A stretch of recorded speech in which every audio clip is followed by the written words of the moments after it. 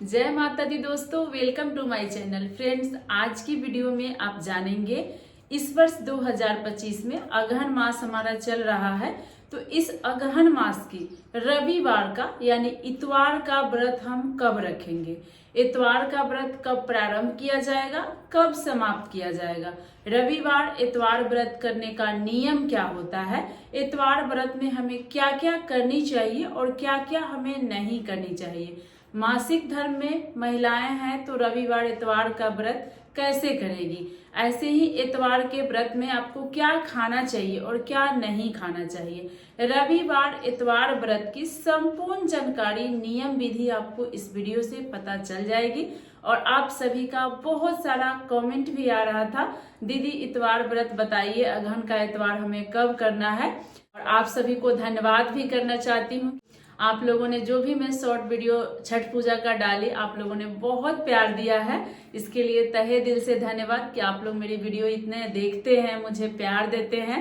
कुछ बहनों का मेरे ऊपर कमेंट आया है, थोड़ा आपको बताना चाहूंगी कि दीदी आप अपनी वेट कम कर लीजिए, आप थोड़ा ज्यादा मोटी लगती हैं।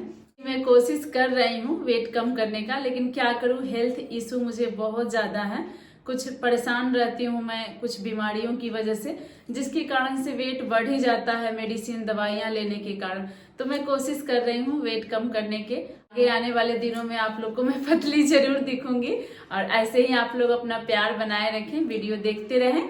जो भी जानकारी आप लोग को मैं देती हूँ, खुद पंचांग में ग्रंथ में देखती हूँ, उसके बाद ही आप लोग को जानकारी देती हूँ, जो आप लोग को काफी पसंद आता है। तो इसी तरह से आप लोग इस वीडियो को भी पूरा देखिएगा, कमेंट में जय माता दी जरूर लिखिएगा, वीडियो को लाइक भी जरूर कीजिएगा, बेल आइकन प्रेस कर लेंगे तो आगे और सारी वीडियो की नोटिफिकेशन आपको मिल जाएगी। तो चलिए आप लोग को बताती हूँ कि अगहन का इतवार रविवार व्रत हमें कब और कैसे करनी है। तो देखिए, अगहन मास तो हमारा प्रारंभ हो चुका है और अगहन का व्रत हम अमावस्या के बाद जो हमारी शुक्ल पक्ष आती है तब हम इतवार रविवार का व्रत प्रारंभ करते हैं। बिहार और यूपी में तो जो लोग छठ पूजा करते हैं उनके लिए कंपल्सरी है रविवार इतवार का व्रत करना। इतवार व्रत हम बहुत विधि विधान से करते हैं और इतवार व्रत करने से हमारे शारीरिक कष्ट भी दूर होता है। आपको कोई मानसिक परेशानी है, चर्म रोग की परेशानी है जिसे आप काफी दवाइयां करा रही हैं, ठीक नहीं हो रहा है, तो इसके लिए हमें इतवार का व्रत करना चाहिए, जिससे हमारा ये सब हेल्थ इशू ठीक हो जाता है। उसी प्रकार से रविवार सूर्य देव को लिए किया जाता है। तो सूर्य देवता जो है नवग्रह के देवता माने जाते हैं। तो हमारे बच्चों के लेकर कोई परेशानियां हैं, जैसे बच्चों की नौकरी नहीं लग रही है, पढ़ने में वो तेज नहीं हो रहा है, या आपके बच्चों को शारीरिक बीमारी, कोई ऐसी मानसिक परेशानी है, उसके लिए भी इतवार का व्रत माँ करती है तो भी ठीक हो जाता है। अगर आपका बच्चा बड़ा है तो आप उससे भी करवा सकते हैं। इतवार व्रत रविवार का ऐसा होता है जो छोटे से बड़े बूढ़े सभी लोग करते हैं। रविवार का व्रत जो भी करते हैं, पहले आप लोग को नियम बता देती हूँ, फिर बताऊंगी कि कब से कब तक व्रत करना है। तो देखिए, रविवार का व्रत जो लोग करते हैं वो छठ पूजा की तरह ही किया जाता है। शनिवार के दिन आप नहाए खाए करेंगे, तो शनिवार को आपको बाल धोना है और बाल धोया जाता है, क्योंकि व्रत के दिन ये सब नहीं लिया जाता। बाल धोकर पीला सिंदूर आप अच्छे से लगाकर अपने घर में विधि विधान से पूजा पाठ कर लीजिए। उसके बाद आपको शुद्ध भोजन करना होता है, जैसे हम छठ व्रत में करते हैं। नहाए खाए के दिन चने की दाल, लौकी और अरवा चावल, जिसे कच्चा चावल बोला जाता है, इसके साथ आप आलू गोभी खा सकते हैं। जैसे वर्जित चीजें, लहसुन प्याज हो गया, बैगन, मूली, मसूर की दाल, ये सब चीजें आप नहीं खा सकते हैं। बाकी आप कोशिश करें कि सेंधा नमक में बनाकर सब भोजन करें तो अच्छा रहेगा। रात के भोजन के बाद सोने से पहले अपने मुंह को अच्छे से आप साफ सुथरा कर लीजिए, तब सोइए, जिससे कोई जूठा वगैरह दांत में फंसा हुआ न रहे।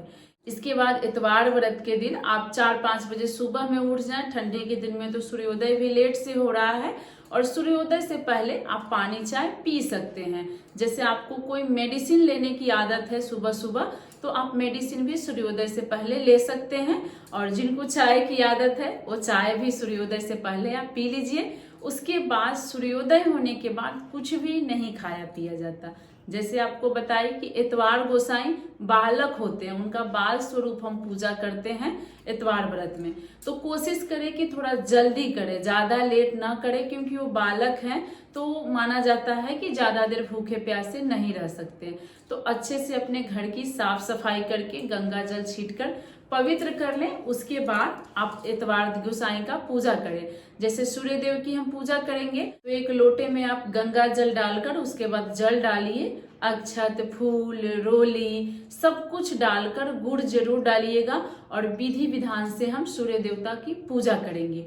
जो लोग अर्घ देते हैं यहाँ पे वो अर्घ देंगे। जैसे छठ पूजा में अर्घ दिया जाता है ना, ठेकुआ बनाकर फल के साथ अर्घ देते हैं। और कहीं कहीं विधान है कि जैसे इतवार व्रत में धान हो जाता है, अगहन में नया चिवड़ा आता है जिसे पोहा भी कहा जाता है, उससे चिवड़ा और मीठा से हम आंचल में इस प्रकार से आप रखकर अर्घ दे। मतलब कुछ लोग ऐसे आंचल में रखकर ही पान के पत्ते में चिवड़ा रख लेते हैं, गुड़ रख लेते हैं और सूर्य देव को अर्घ दे देते हैं। लेकिन हम लोग के यहाँ जैसे छठ व्रत में अर्घ दिया जाता है वैसे ठेकुआ बनता है और 5-7 तरह जो भी अपनी सक्षम है उस तरह से फल ला करके हम 2 अर्घ या 5 अर्घ सूर्य देव को देते हैं। उसके बाद दूध और चिवड़ा से ये व्रत किया जाता है। अर्घ आप देकर अपने घर के अंदर, अर्घ तो हम बाहर ही देंगे क्योंकि सूर्य देव बाहर से ही दिखेंगे।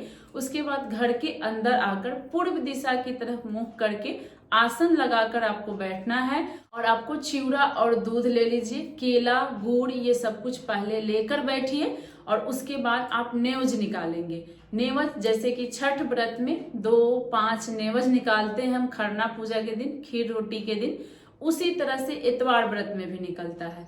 जो महिलाएं बच्चे इतवार नहीं करते हैं उनकी माँ भी निकाल देती है या खुद 2 नेवज निकालते हैं। देखिए कोई भी शुभ का काम एक नहीं किया जाता है, तो 2 नेवज निकालिएगा। खुद से नेवज निकालें तो ज्यादा बेहतर है, लेकिन आप मासिक धर्म पीरियड में भी हैं तो भी ये व्रत आप रख सकती हैं।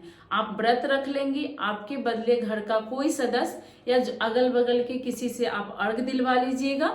जैसे देखिए बाहर में शहर में आप अकेले रह रही हैं तो घर पे फोन करके अपनी सासू माँ से, जेठानी से भी आप अपने बदले नेवज निकलवा देंगी, अर्घ दिलवा देंगी और यहाँ पे आप केवल व्रत रख सकती हैं। मैं भी कितने बार ऐसे फंस जाती हूँ तो घर पे फोन करके सासू माँ से नेवज निकलवा कर व्रत रख लेती हूँ। तो इस तरह से आप कर सकती हैं। जो बहनें पीरियड में आ जाएंगी उनके लिए है। और देखिए इतवार व्रत 2 नियम से किया जाता है। जैसे कुछ लोग नियम लेते हैं कि हम एक ही समय भोजन करेंगे, कुछ लोग नियम लेते हैं कि हम 2 संध्या भोजन करेंगे। तो जिस नियम से आप व्रत करना चाहते हैं पहले ही दिन, अगहन का पहला इतवार आपको बताऊंगी, उसी दिन आपको हाथ में फूल, जल, अक्षत लेकर घर में गणेश भगवान के आगे संकल्प लेना होगा कि मैं इस तरह से आपका इतवार का व्रत करूंगी। हे सूर्य देवता मेरी व्रत स्वीकार कीजिएगा। गणेश भगवान के सामने ही हम किसी भी व्रत का संकल्प लेते हैं, चाहे जो भी व्रत आप धारण कर रहे हो। अगहन के पहले ही इतवार को संकल्प लेना है, हर रविवार को संकल्प नहीं लेना है। जो लोग छठ पूजा करते हैं वो अर्घ देते हैं अगहन के पहले इतवार को। उसके बाद कुछ लोग अनुना करते हैं और कुछ लोग एक संझा करते हैं। अनुना का मतलब होता है बिना नमक का भोजन करना और एक संझा का मतलब हो गया कि एक ही समय आपको भोजन करना है। तो इसका संकल्प आप पहले ही दिन ले लीजिएगा, ध्यान रखिएगा। उसके बाद आप इतवार का, हर महीने में 4 इतवार आएगा, जैसे आप अगहन से प्रारंभ कीजिएगा, हर महीने के 4 इतवार आएंगे तो चारों आप अनुना या एक संझा कीजिएगा। फिर बैसाख माह के शुक्ल पक्ष के जो पहला इतवार आएगा उस दिन फिर से हम इसी प्रकार अर्घ दे करके बैठाते हैं। तो मैं वीडियो में आप लोग को बाद में दूंगी, अभी टाइम है उसमें, पहले प्रारंभ करने वाला बता देती हूँ। तो इसी तरह से हम प्रारंभ करेंगे। जो लेकिन पहला अगहन का इतवार कीजिएगा आप पहले दिन, उस दिन आपको एक ही समय भोजन करना है। जैसे आपको बता दी कि नेवज निकाल लेना है। नेवज निकालने के बाद आप चिवड़ा, दूध और केला, गुड़ से हम नेवज निकाल लिए और वही दूध, चिवड़ा और केला, गुड़ डालकर हम खा लेते हैं, भोजन कर लेते हैं। जितना हमसे खाया जाए बस एक ही बार खाना है, ध्यान रखिएगा। बार बार आपको मुख में कुछ भी नहीं डालना है। इसके बाद आप सूर्यास्त तक, सूर्यास्त होने से पहले तक चाय पानी पी सकते हैं। लेकिन देखिए, जो लोग को कोई हेल्थ इशू है, कोई बीमारियां हैं, रात को दवाइयां लेते हैं, तो आप स्किप कीजिएगा, रात में पानी पीकर आप दवाई ले लीजिएगा। उसके बाद दूसरे दिन हम पारण करते हैं। तो पारण के दिन भी आप सोमवार को सुबह सवेरे उठकर स्नान आदि करके अपने घर में पूजा पाठ कर लीजिए। कोशिश कीजिए कि कोई मंदिर जाकर आप होकर आ जाइए, नहीं आसपास मंदिर है तो कोई नहीं, अपने घर में विधि विधान से पूजा करके उसके बाद तुलसी पत्र और गुड़ अपने मुख में डालकर हम व्रत खोल लेते हैं एतवार का। उसके बाद आप नमक का भोजन भी कर सकती हैं और उसके बाद लहसुन प्याज सब कुछ खा सकती हैं, कोई दिक्कत नहीं है। इसी प्रकार से दूसरा अगहन का एतवार आएगा तो आपको इसी नियम से करना है, सिर्फ अर्घ नहीं देना है। लोग अनूना व्रत का नियम लेंगे बिना नमक के खाने का, वो 2-3 बार खा सकते हैं, सिर्फ बिना नमक का खाएंगे। जो लोग एक संझा का नियम लेंगे वो एक ही समय भोजन करेंगे और नेवज निकाल कर करेंगे, ध्यान रखिएगा इस बात पर। अगहन का एतवार करने का 2 एतवार मिल रहा है अगहन में, 23 नवंबर को और 30 नवंबर को। तो 23 नवंबर वाला एतवार ज्यादा अच्छा है प्रारंभ करने के लिए। तो 23 नवंबर से आप एतवार प्रारंभ करेंगे।